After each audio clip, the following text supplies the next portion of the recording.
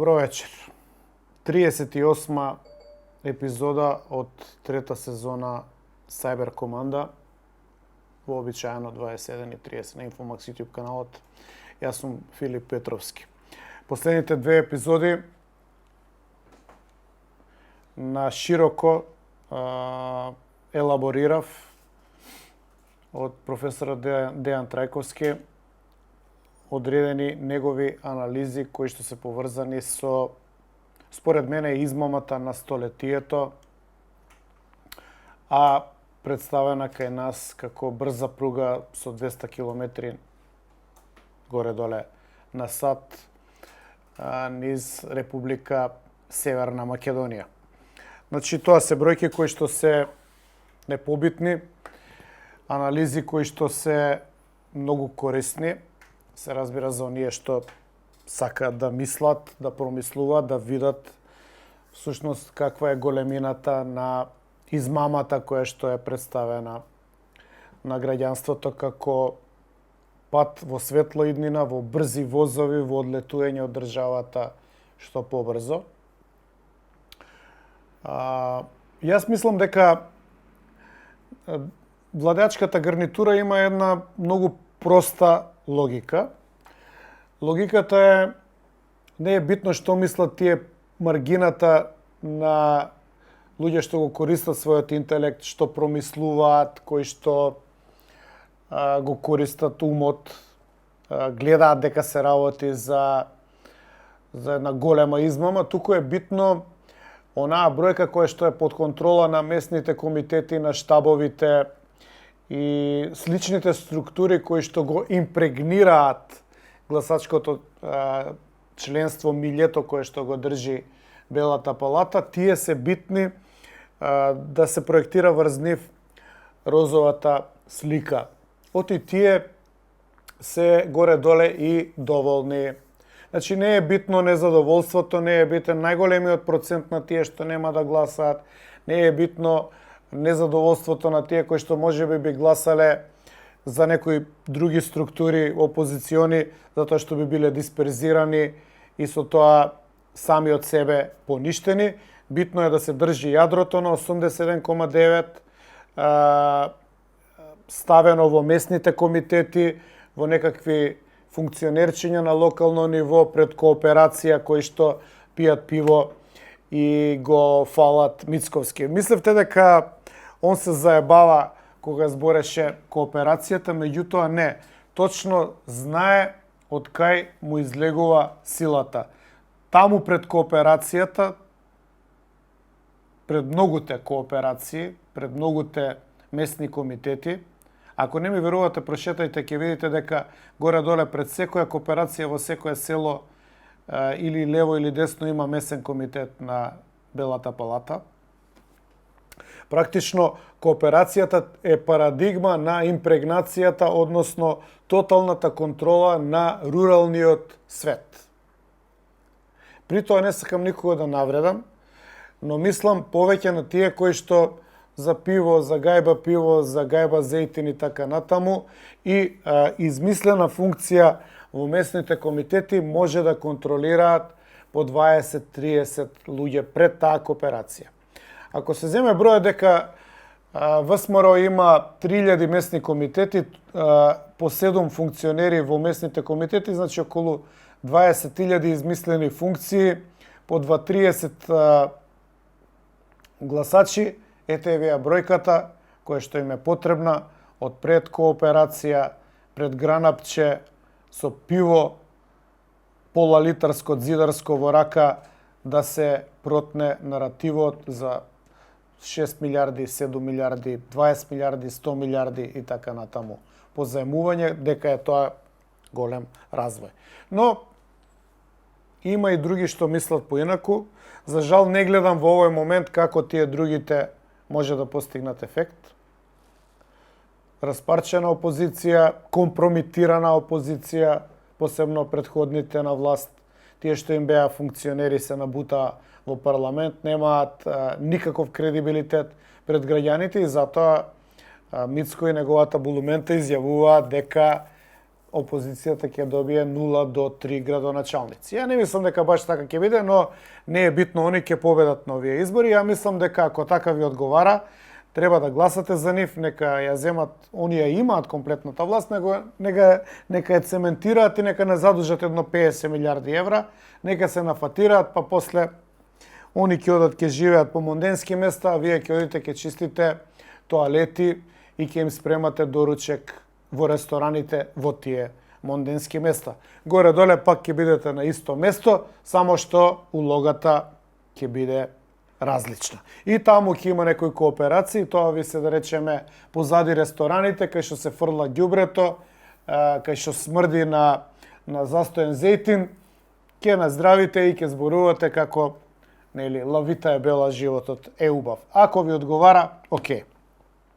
Јас за оваа 95-та епизода вкупно во 3 сезони ќе продолжам за анализата за isплатливоста, неисплатливоста и големата измама поврзана со пругата од 160 до 200 км брзина, за кое што слушаме само брзини, немаме ни проект, немаме ни физибилност, немаме ни истражување, немаме ни траса, немаме ништо, но знаеме дека ќе биде 2 милиарди евра.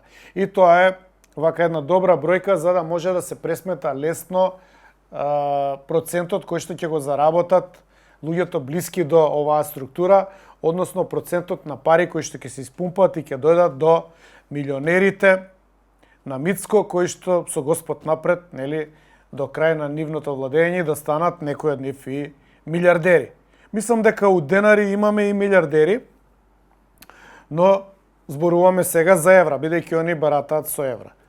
Така што во оваа епизода уште 2 анализи на почитуваниот професор. Јас му благодарам, он е еден од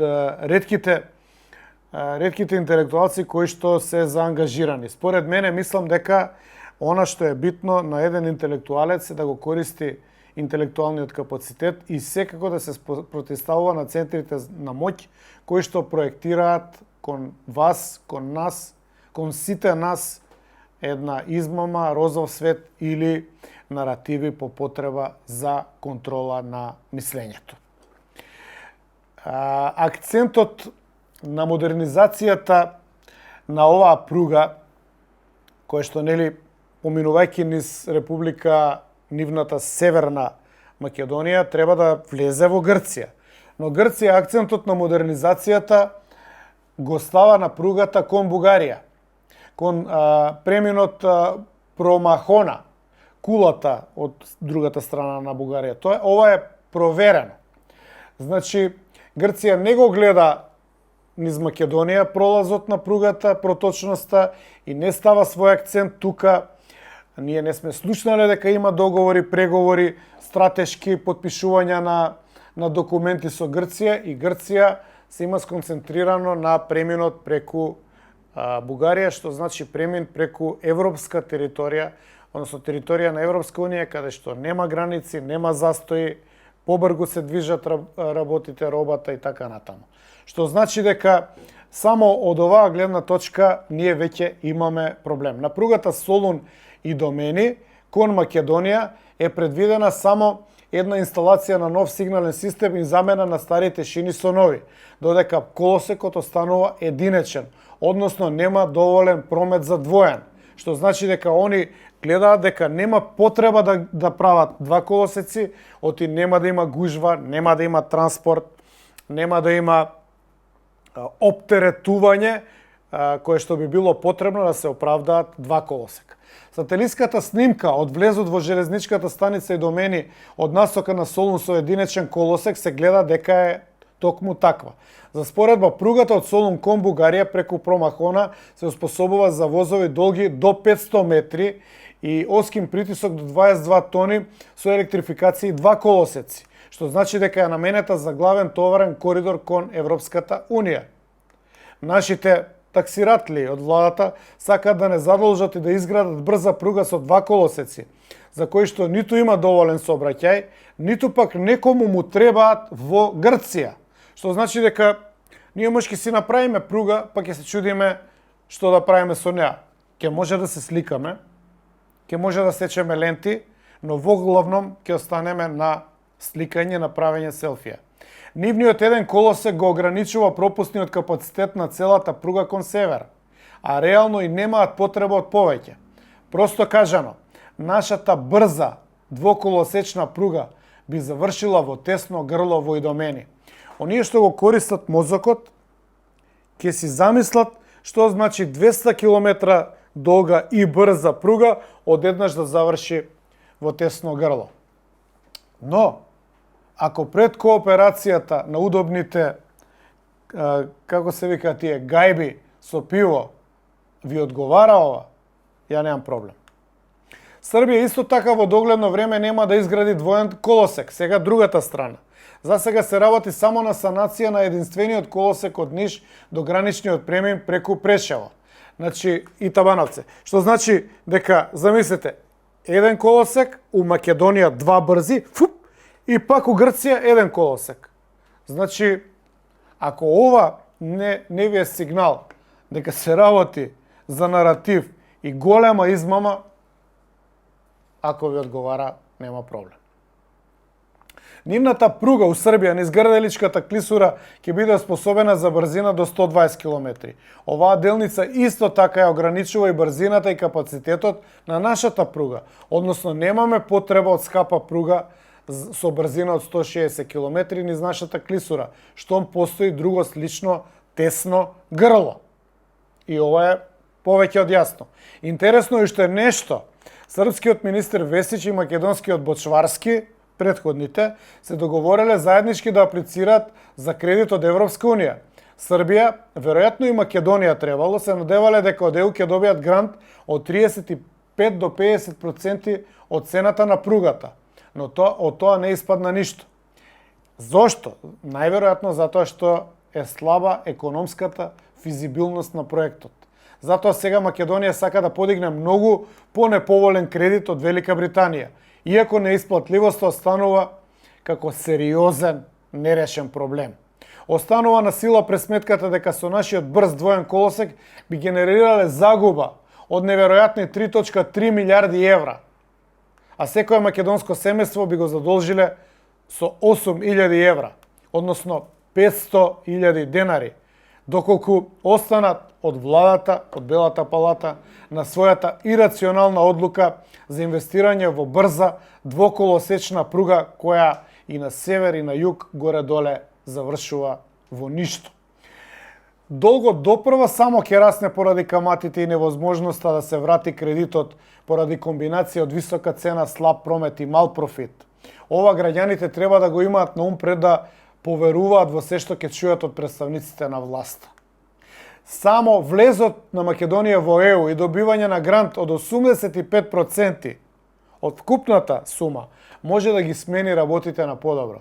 До тогаш е најпаметно да се заборави комплетно овој проект. Но вие добро знаете дека власта тврдоглава, не поради проектот, туку поради процентите кои што се вака доста опипливи и големи бројки, милионски и милиардерски бројки од денари, ќе држат цврсто и ќе ја гураат оваа промашена инвестиција.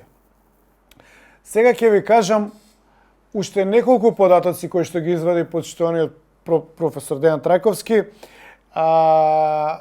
за неисплатливоста на пругата, која што на прв поглед ја анализиравме, но ако се задлабочиме, таа е уште полоша.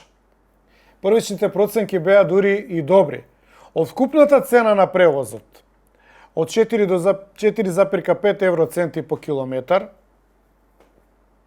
Македонија ни теоретски не може да ги добие цените, бидејќи странските шпедитери или логистички оператори, повеќе од нив, Train One, Rail Cargo Austria, Medtrans, Ocean Rail Logistics, фирма Керкана, Коско и така натаму, задолжително користат своји вагони и за таа услуга задржуваат дел од цената. Значи, од тие евроценти, дел ќе си ги задржат кај себе, пошто имаат, имаат своји вагони.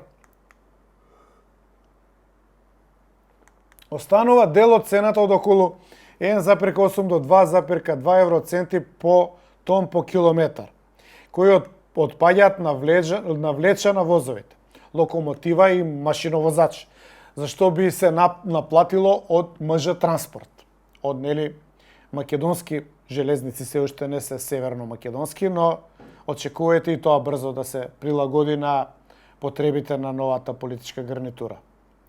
Ова е единствената шанса Македонија да оствари профит од транзитот. Иако МЖ Транспорт би остварил мала добивка, дополнителна анализа покажува дека инвестицијата во пругата останува длабоко неисплатлива. Најмалиот дел до 0,5 евроценти по километар и тон ќе наплати МЖ Инфраструктура, која пак ќе треба да отплатува кај нив е од плаќањето на 2 милиарди евра долг. Во стварност МЖ Инфраструктура наплатува само 0,35 до 0,5 евроценти на тон на километар, што е поскапо од другите балкански земји и за тоа веќе сме добивале често критики. Дури ако ова се случи, односно се случи транзитен бум, владата предвидува ќе се зголеми многу прометот. Ние предвидуваме 10 крато. Како што, ја поддржуваме владата, значи од 0,46 на 5 милиони тони годишно. Повеќе од 10 пати. На трасата од Гевгелија до Табановци, долга 215 километри. Можеме да наплатиме, вкупно ако се пресмета, пута 10 што се множи ова што го имаме сега ка ситуација, 5,37 милиона евра годишно во транзитни такси. Реално, не би оствариле ни половина од овој износ, ама рачунаме 5 и нешто милиони. Од овој приход треба да се одземат трошоци за одржување на пругата и за плати, и тоа е најмалку 60%, што значи дека за отплата на МЖ Инфраструктура на кредитот од 2 милиарди, во најдобар случај може да се одделат околу 2,15 милиони евра годишно. Како тогаш со 2 милиони евра годишно ќе отплатуваме годишен ануитет за заемот од 200 милиони евра? Ова е само 1% од потребната сума. Па никако. Затоа за 17 години ќе ни се натрупа загуба од 3,366 милиарди евра, на што треба да се додаде и почетното учество на државата од 300 милиони евра, што загубата ја крева на речиси 3,7 милиарди евра, што државата ќе мора да ги покрива со ново задолжување. Значи, еднаш ќе се задолжиме да ја направиме пругата, некој ќе лапа проценти и после ќе треба повторно се задолжиме да го враќаме овој сегашен долг. Ова се страшни бројки. Во наредните 70 години, колку што ќе трае експлоатацијскиот век на пругата, бидејќи нема она вечно да трае. Умеѓувреме се менува технологијата, се менуваат возовите, шините, се менуваат потребите. Никој не знае каков ќе биде светот за 70 години. Но во наредните 70 години, во кои што ќе има и трошоци за нејзино одржување, значи нема се направи па да трае 70 години, но таа ќе има и трошоци. Вредноста на пругата ќе опадне на нула, значи тотално ќе се амортизира. И никогаш нема да донесе профит, што би повратил макар 10% од загубата. Ова е страшно. Единствениот начин за колку толку рационална изградба представува со помош на 85% грант од Европската Унија, што веќе го кажавме. Како што граделе Романија, Бугарија и Грција. Зошто сме ние попаметни од овие три членки на Европската Унија кои што градат со грант, а ние градиме со кредит и се задолжуваме? И пак ќе кажам, без проект, без студија за визибилност, без позната траса, без познати многу елементи кои што се потребни пред да се задолжиш. Но некој чудесно знае дека треба 2 милиарди да се задолжи. Изгледа процентите играат многу важна улога во оваа нивна мотивација. Да се вратам на Европска Унија. За да добиеме толку голем грант, треба најпрво да станеме членка на ЕУ, што е речиси невозможно. Просто е неверојатно како е можно во владата да седат со такви образовни инвалиди, кои не ја гледаат штетата што ќе им ја нанесат на државата и на сите граѓани со своето незнаење. Плаќаме уште еден данок на дефектното образование. Знаат само да пласираат некаков празен наратив, дека ќе биде стратешки, ама од наратив не се живее и не се прават пари или профит. Овој проект е неколкукратно поштетен и од автопатиштата на Бехтел и Енка и од проектот Скопје 2014. Тој проект барем го граделе домашни компании и голем дел од парите, не сметајќи ги тие што исчезнале, останаа во македонскиот бруто домашен производ. Во случајот со пругата, освен дробениот камен и дел од работната сила, се друго ќе биде од увоз, што значи најмногу 40% од 2 милиарди евра, односно 800 милиони евра, ќе останат во државата како бруто домашен производ за период од 5 години. Тој мизерен удел во растот на БДП од 1% годишно не оправдува раст на задолжувањето од 2,5% од БДП годишно. Остатокот од 2 милиарди, како и каматите, речиси 2 милиарди од озгора на тоа, ќе заминат во странство, а нам ќе ни останат загубите, обврските и сиромаштијата. Инвестирањето милиарди евра само за некои други да транзитираат, а ние да трупаме загуби, е неприфатливо и треба да се спречи по секаква цена. Тоа може да го спречите вие. Ова представува злосторство кон сопствениот народ, што дури и најголемите душмани не би ни го направиле. Значи, ова беа анализите малку забиберени од моја страна, анализите на професор Дејан Трајковски. Јас ви предлагам да го заследите на Facebook и да ги прочитате овие анализи уште еднаш. И добро да размислите за овие анализи. Они сметаат на 0 до 3 градоначалници за опозицијата. Немам зошто да не им верувам, затоа што 400.000 евра само што дадоа од ваши и наши пари да си прават секојдневно анализи. Добро знаат дека опозицијата ниту е консолидирана, ниту идеолошки е застаната на нозе, ниту дека ќе може така поделена да направи позначен резултат. Значи, горе-доле, они се на праг, ова што си го замислиле со задолжувањата, со кредитите, со процентите и да го изведат. Затоа што после локалните избори ќе имаат чисто ренто, чист пат од 3 години да прават што сакаат. Последна шанса нешто да смените или да ги казните вие на овие локални избори. Нити агитирам, нити сум политички активен за некоја структура, нити ќе бидам. Само обсервирам. Сметам дека треба да ги казните, односно да им дадете црвен картон. Но тоа е моје мислење. Не мора да го почитувате, можеби на вас ви е поубаво пред кооперација со гајба пиво да ги дебатирате историските успеси на владата. Вие со вашето мислење, јас со моето мислење. Но немојте после да биде не сме кажале. После локалните избори, пак повторувам, 3 години ќе имаат 3 години ќе имаат чисто ренто да прават што сакаат, доволно период да ја задолжат државата како што замислиле, а ви кажале како ќе биде. Немојте после како да земаме пасоши, како да бегаме од државата.